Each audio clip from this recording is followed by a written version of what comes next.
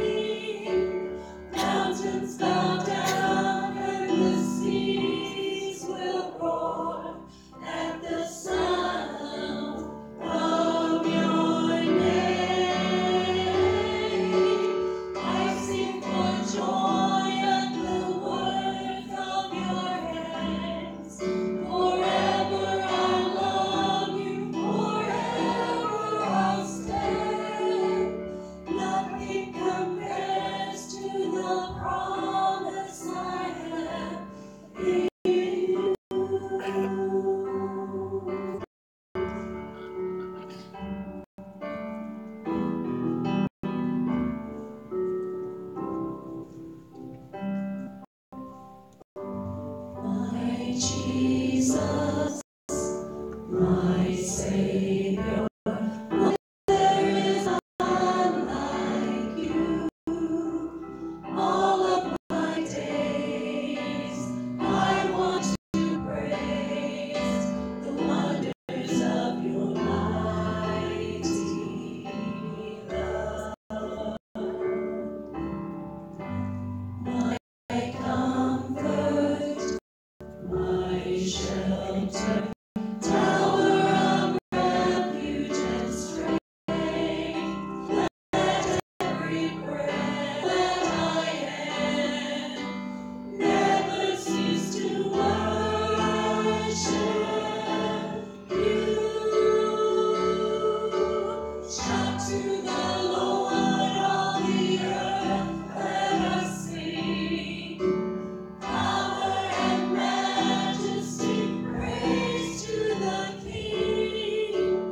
Mountains bow down and the seas will roar at the sound of your name.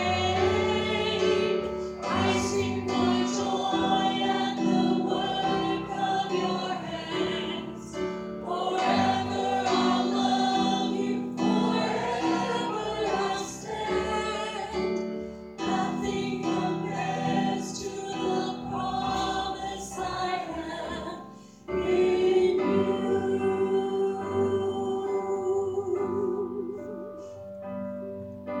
Shout to the Lord, all the earth, let us sing. Power and majesty, praise to the King. Mountains bow down and the seas will roar at the sound of your name. I sing for joy at the work of your hands. Forever I'll love you, forever I'll stand. Nothing compares to the promise I have in you.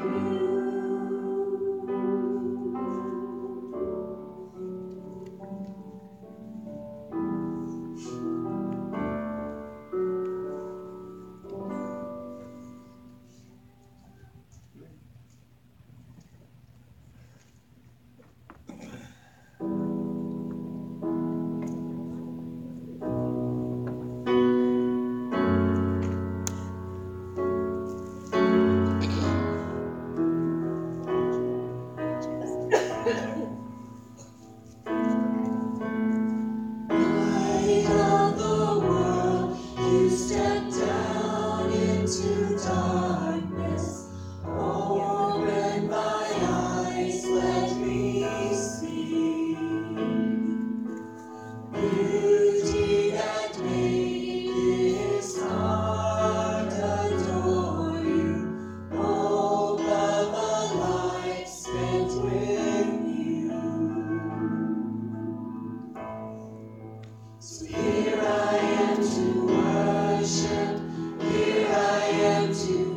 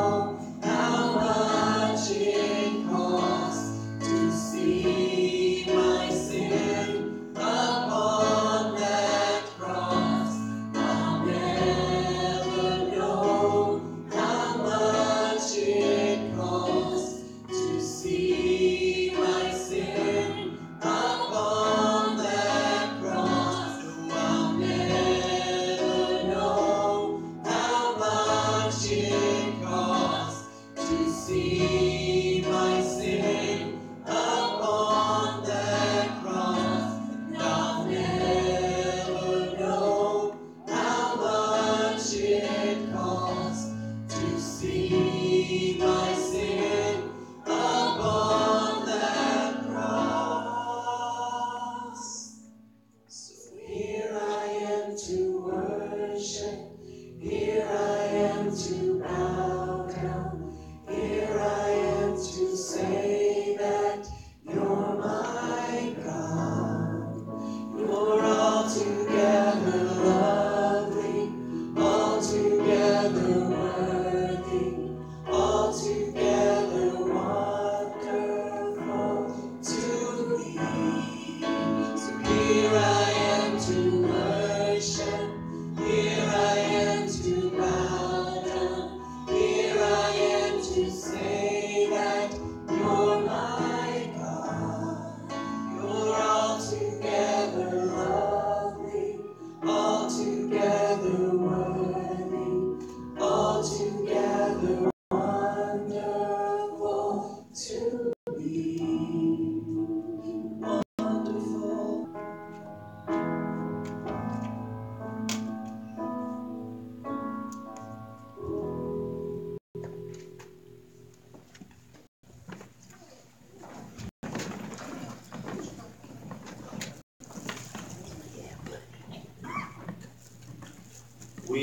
We're going to continue to worship. Okay, let's bow our heads as we prepare to say to us, Father, wow, that time and focusing upon you just really kind of sets the stage. And, as I was thinking about this message this morning, Father, and the continuation of talking about these Beatitudes, it's not hard for me to imagine those 12 disciples sitting on the hillside around you with the myriad of other people that are around you as well, and you're actually speaking these words to them, and they're holding on to every word that you're saying.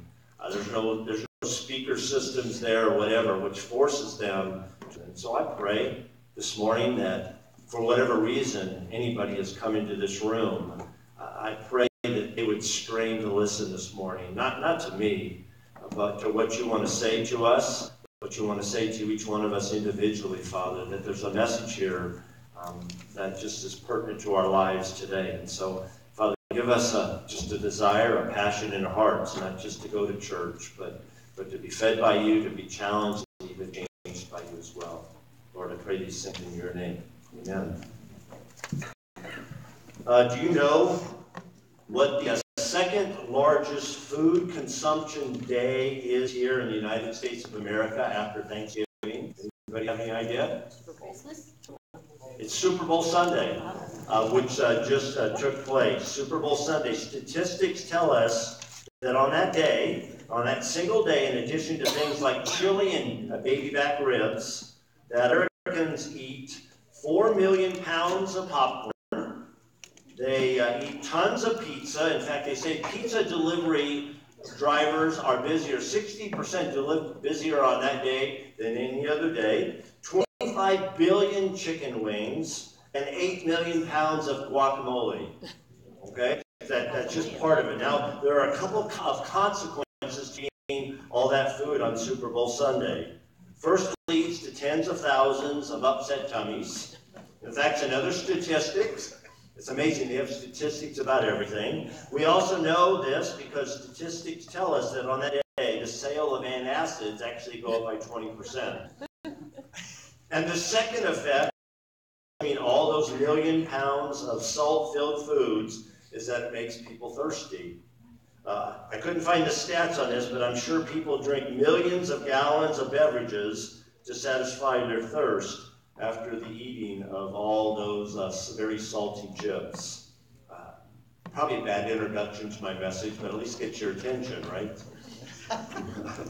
Let me remind you again of the series that we're into right now. We're looking at the 8 Beatitudes. Again, let me remind you what those are. Jesus spoke the Sermon on the Mount. And the 8 Beatitudes are really the introduction to that Sermon on the Mount, where Jesus is on a hillside up in the Galilee area. His disciples are around him. He's expressly teaching those disciples, but there are other people around him listening to every one of his words. We are now, this morning, going into our fourth Beatitude, which, if you look up on the screen, says this. Jesus said, "Blessed are those who hunger and thirst for righteousness, for they will be filled." Now, let me stop and tell you something again, what I just said. Jesus said those words. Let me say that again. Jesus said those words. If you are not convinced that what you have here is the inspired word of God, those are just words on a page. But if indeed those are the words of Jesus, they are as relevant to us today as they were to the disciples 2,000 years ago. So when Jesus spoke these words, he wasn't referring to a physical yearning for food or for water. Instead, what he was doing is he was speaking of an inner yearning that every one of us experience. The physical hunger and thirst that we feel every day, not just on Super Bowl Sunday, is only but a pale reflection of a yearning that's in many people's hearts. I sit down with people and they say, "I don't know what's going on here." I said, "There's something missing in my life." Have you ever said that? There's something missing in my life. That is not by accident, just so you know that. Every one of you, every one of us have been created with a void in our hearts that only God can fill. I'm telling you that from experience. I know that. I know that from my own personal experience when I try to fill those voids with a lot of things that I think are going to bring me that satisfaction. You know, some of you know I'm a big fan of the 60s because I'm a product of the 60s. Yes, I admit that I still like some of that music. And I was thinking about one of those songs that came out, I think it was in 1965 by the Rolling Stones. Those of us that are older might remember that. "I can't get no satisfaction." Even if you're not old like me, you probably have heard that song. That pretty well sums up the truth of many people's lives. As hard as they strive to try to bring some satisfaction into their lives, they look everywhere. Ultimately, they get to a point and they go, "I just don't feel it. There's something missing there." Again, that's by design. C.S. Lewis. He may be a foreign person to many of you. I appreciate C.S. Lewis. He made this statement. Now, you have to listen closely because they're not in the way that we would normally bring sentences about. But look at what he says. He says, "Creatures are not born with desires unless satisfaction for those desires exists. A baby feels hunger. Guess what? There's such a thing as food. A duckling wants to swim. Well, guess what? There's such a thing as water. If I find in myself a desire which no experience in this world can satisfy, the most probable explanation is that I was made for another world. If none of my earthly pleasures satisfies it, that does not prove that the universe is a fraud. Probably earthly pleasures were never meant to satisfy it, but only to arouse it, to suggest that there's a real thing." And I hope that makes sense to you, is when you know there's something in your life that just isn't bringing that satisfaction, you understand, or I hope you understand, that it's never going to be found on an earthly level. Lewis is right. All the earthly pleasures that you pursue will never satisfy. Guess what? You were not made for this world. Some of us are running out of time as we get older. We know that. We realize that. We understand that this isn't the end, but this is just the beginning. And until you come to that comprehension, you will do everything you can in your power to try to fill that void in this earthly life. Because you think somehow at some point you're going to reach the apex where you're going to get to that point and go, "I finally have arrived. Now I feel good. I feel satisfied." And you know what? It just isn't going to happen in our time frames. Jesus made this statement, "Man and women, we don't live by bread alone." And what was he saying by that? By the way, he was telling Satan that, just so you know. Jesus wanted all of us to understand that the things of this earth will never bring the satisfaction that we desperately want, which is why the truth is so many people are searching for ways to fill that hunger and void in their hearts. So what I'm going to do this morning is I'm going to give you 3 ways that I think some of us try to fill that void in our hearts. And I have a feeling that at least one of these ways pertains to most, if not all of us. First of all, Many people try to ease their hunger and thirst with what he calls our earthly pleasures. They think things like, if only I could drive a newer car, or if I could live in a bigger home, or take that lavish cruise, or if only I could retire with a lot of money in the bank. You know what? I'm finally going to be satisfied. And yet, for those of you maybe that have gotten to that point in your life, let me ask you a question. How's it working for you? You feeling it right now?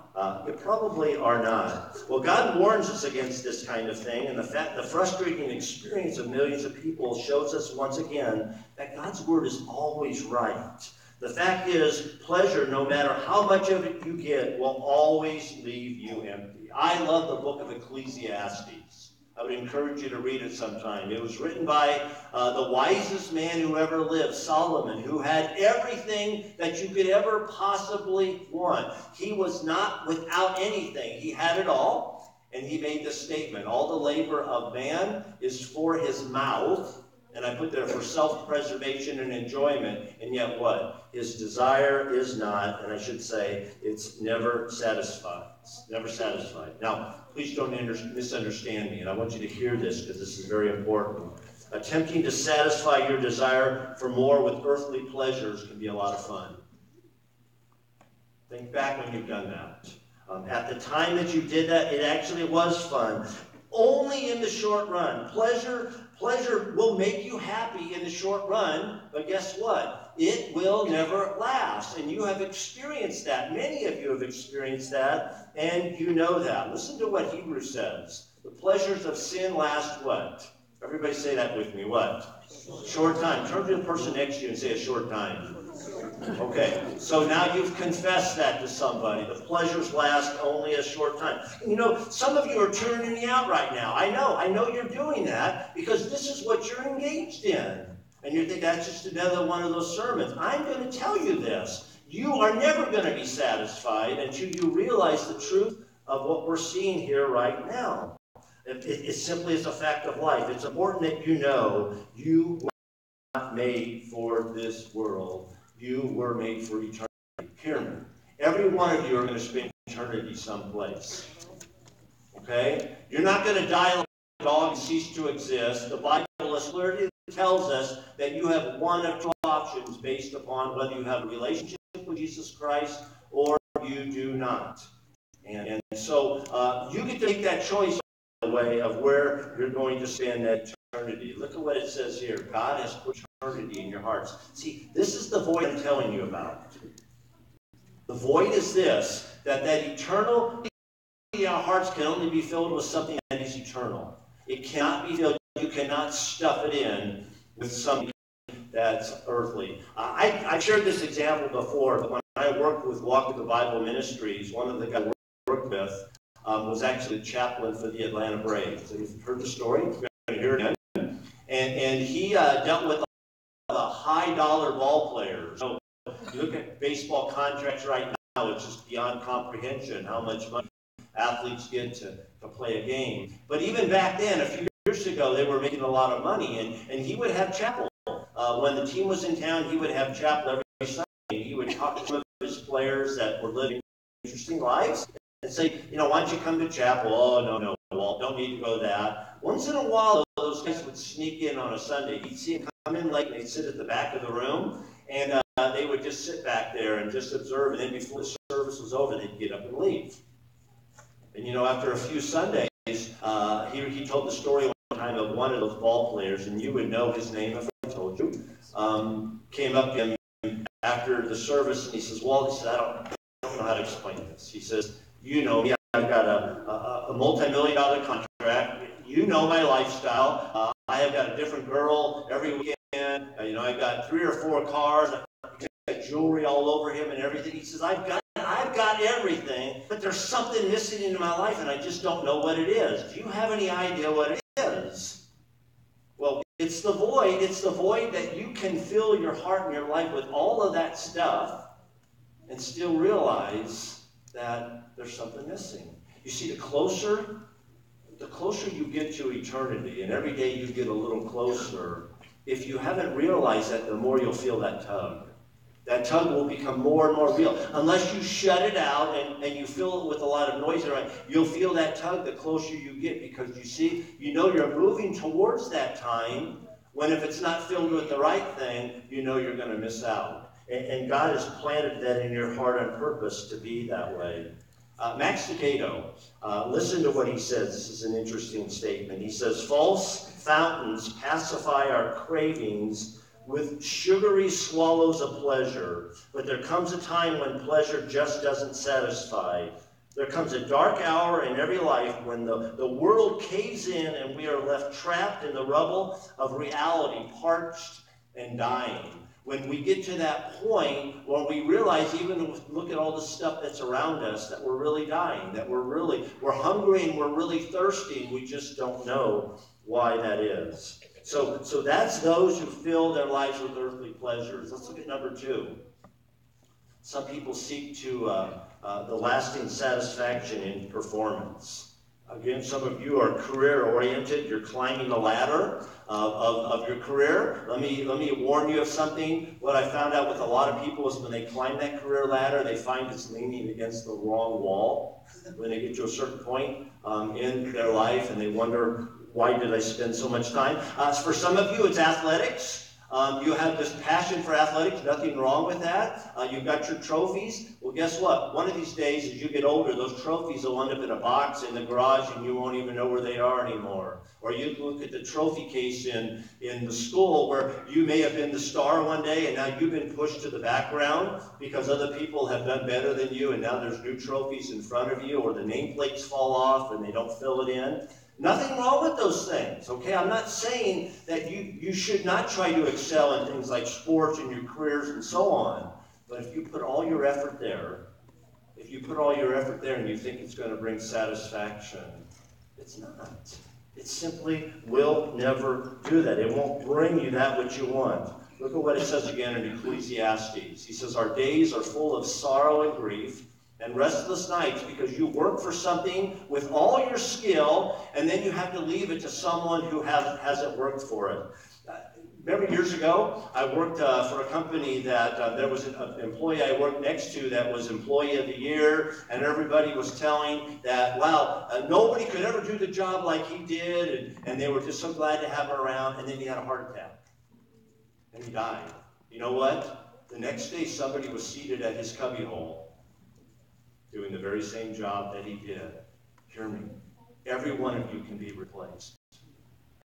None of us are irreplaceable. If I have a heart attack, if I leave here, somebody else will be in this pulpit next Sunday. Every one of us is replaceable. It doesn't mean that we're not important, but the thing is, if we're going to put everything into our level of performance and we think that's where it's going to be, it's not. It will never happen. You see, there's this myth that says success will produce satisfaction. Really? You really think it will? Well, if any of you have ever been successful in anything, you know it just stops and then life moves on, right? Then here's the third area. There are people who seek to satisfy their inner hunger with thirst with possessions. Manufacturers try to cash in on this. What do? They give you a written promise of what? Satisfaction guaranteed.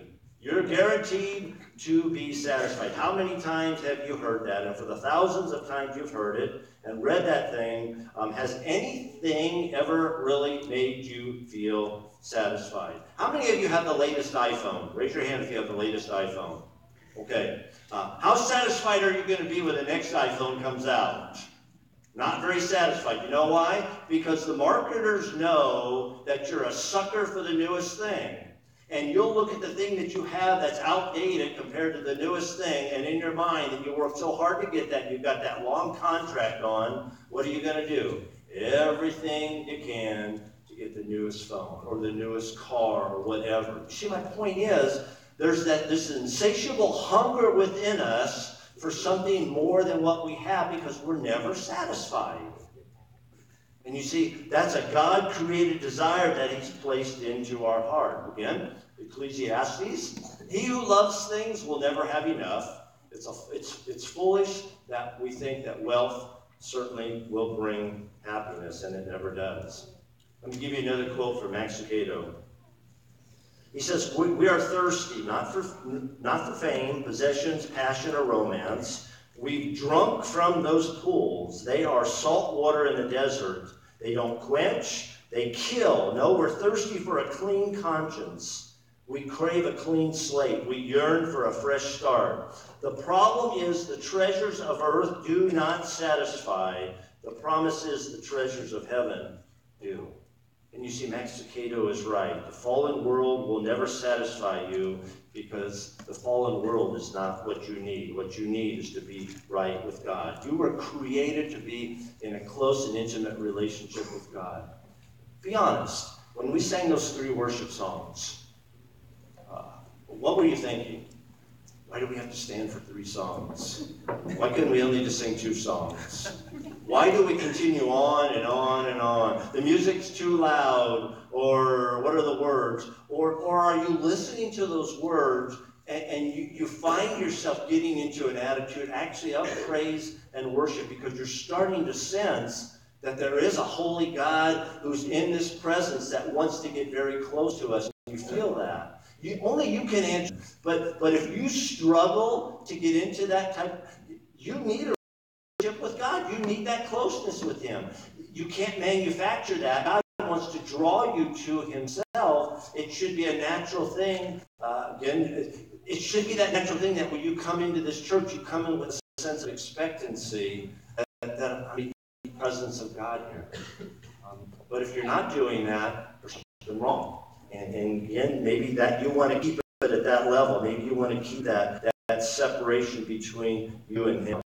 Well, you know, again, our passage this morning, Jesus is saying, blessed are those who hunger and thirst for righteousness, for they will be filled. Listen to it out of a translation.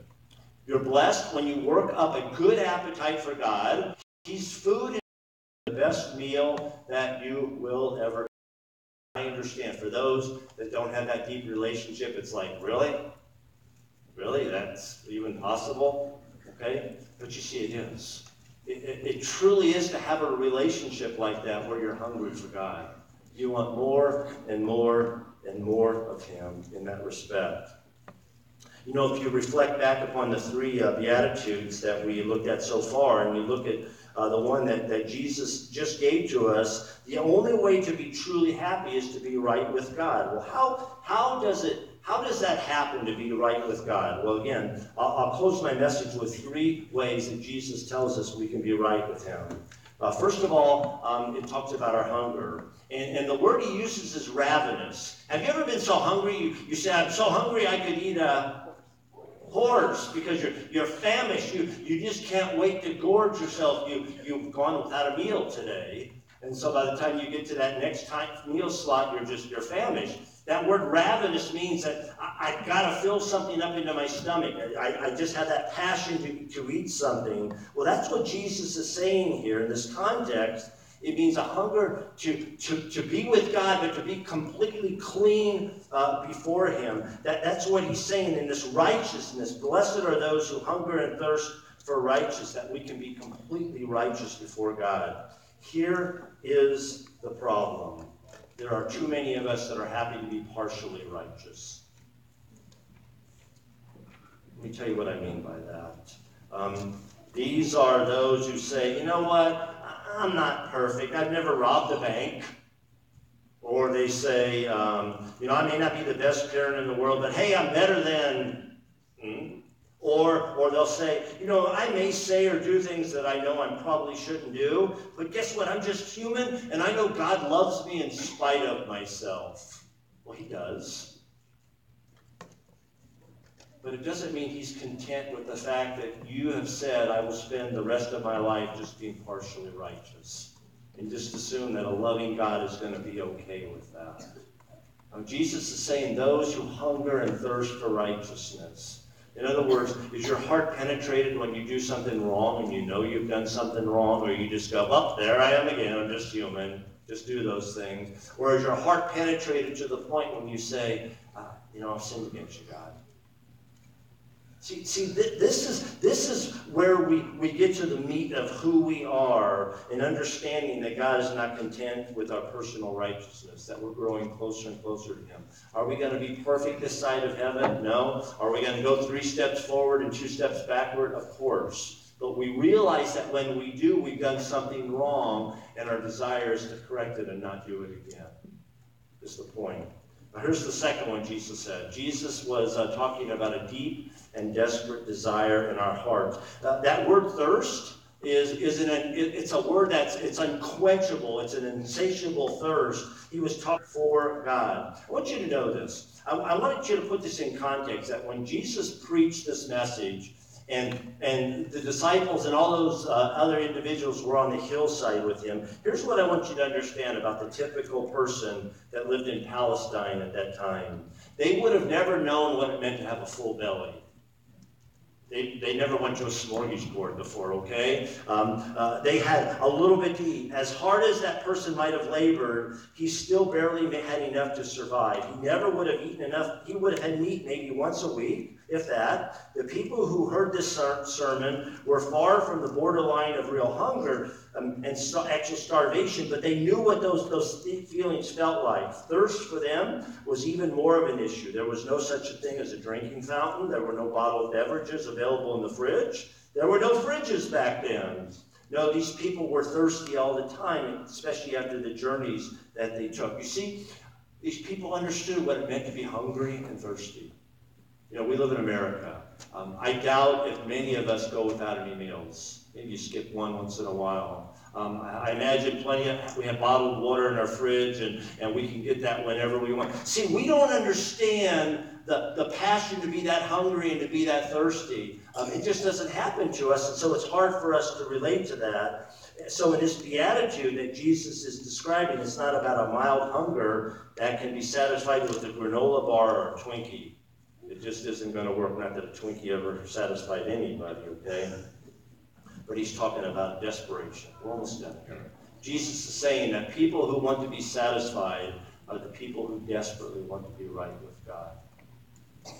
And that's a humbling aspect for some of us, because it means I've got to surrender myself to Him. So in essence, the statement is more of a question. How much do you want to be right with God? Do you want it as much as a starving man wants food, as much as a man who stumbles out of a desert with a sunburned face and a parched throat who wants water? How strong is your desire to be completely with God?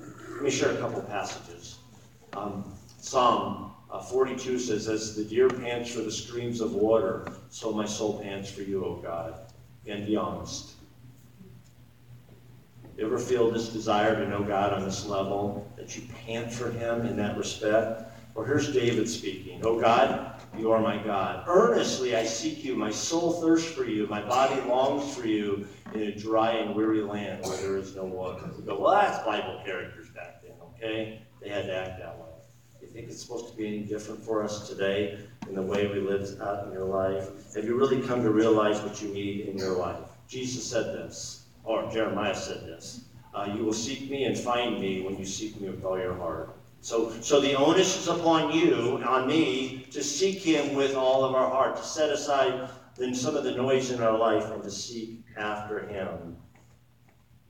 And then find the last one. Jesus came for the express purpose of satisfying desperate hunger and thirst for more. This is what He says. He says, "I'm the bread of life. Whoever comes to me will never go hungry, and whoever believes in me will never be thirsty." Jesus is the only one that will satisfy you. Look at what it says up there. Jesus is your only hope. Believe that? Or are you putting all your hope in the stock market? Putting all your hope in the career that can be taken away from you in a minute? Putting your hope in your health? Could change overnight. Putting your hope in your spouse or your family? They could desert you at any time. See, my point is, those are not bad things in and of themselves. They're necessary parts of our lives. But until you get to the realization of the perspective, of the priority of having a relationship with God on the level that he wants you to have a relationship with him, you will never be satisfied. So let's pray, all right? Father, I just want to pray for anybody in this room right now that maybe has really listened to this message, and maybe there's a flame that's been ignited in their heart to know you on a deeper level. And maybe that's been the passion of their heart for a long time. They just don't know what to do. Father, I pray that you would stimulate their heart and their mind to seek you versus something else, to prioritize their life around you rather than the things that keep them busy. And it will be a dramatic change for some people, I realize, Lord, because of the busyness of their life and the things that they're involved in. But if we don't carve out time with you, that really speaks to the desire or the lack of the desire we have to get to know you. And if some people are just okay with keeping you at arm's length, though you're not okay with that, Father, you'll allow that. But there's a day of reckoning for each and every one of us in the relationship or the relationship we have with you or don't have with you. Father, if there's somebody here this morning that has never surrendered their heart and life to you, that have never submitted their life and received you into their heart as Savior and Lord, I pray that this would be the starting point for them. And they would be willing to commit their heart and life to you. But Father, as a pastor, I look out over our people, and I've got to be honest. My concern is not so much for those who don't know you. My concern is for those who profess to know you. And yet, Lord, there's no evidence of that in their life. Or not much, anyway. I just pray that you would just burn that desire into our hearts so that you would become number one in our lives, so that everything we do is based upon what your plan is for us and how you want to lead and direct us. Lord, give me a hunger and a thirst on the level that Jesus is talking about for you, so that I don't even let the busyness of my church life replace just the personal time that I need to desire to have with you as well. And so, Father, just honor the decisions that are made here today as we sing this song, this last song. If there are decisions that need to be committed to, if people want to make those decisions known, Father, I pray that they just leave the seat where they are and come down front to the altar, or come to one of us as the counselors down front and admit that, so we can pray with them. And Father, just help them in that way. So Father, thanks for challenging our hearts. Thanks for giving us just a wake-up call to the things that you want. We give you praise for that. In Jesus' name, amen.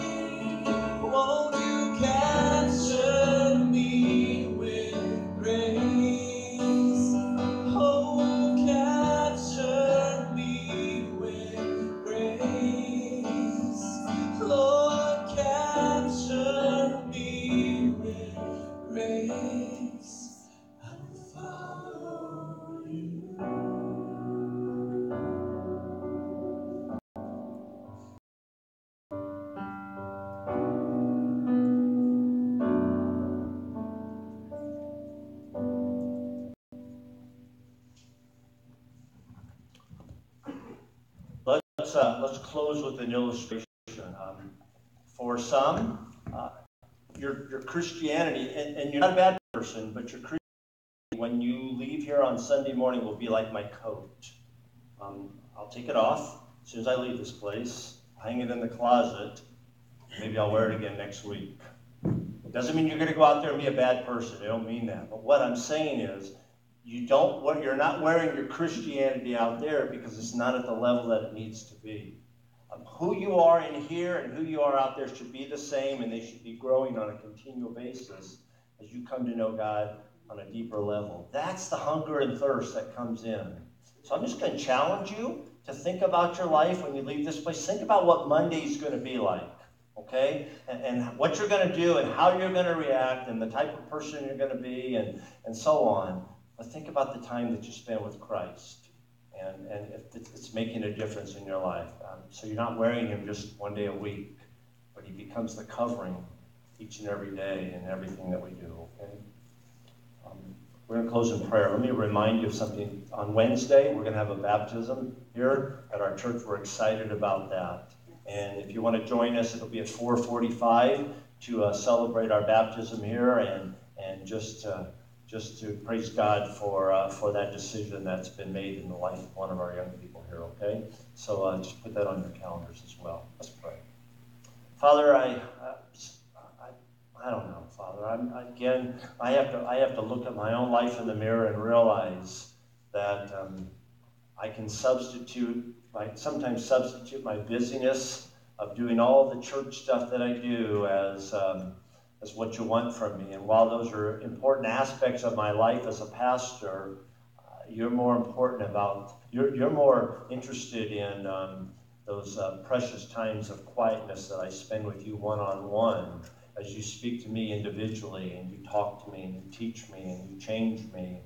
And Father, as I'm drawn closer to you, that's a passion that I hope is in all of our hearts, Father, to carve out time each and every day to get hungry for you and for what you can provide in our lives. So thank you for that challenge. Thank you for these words of Jesus, Lord.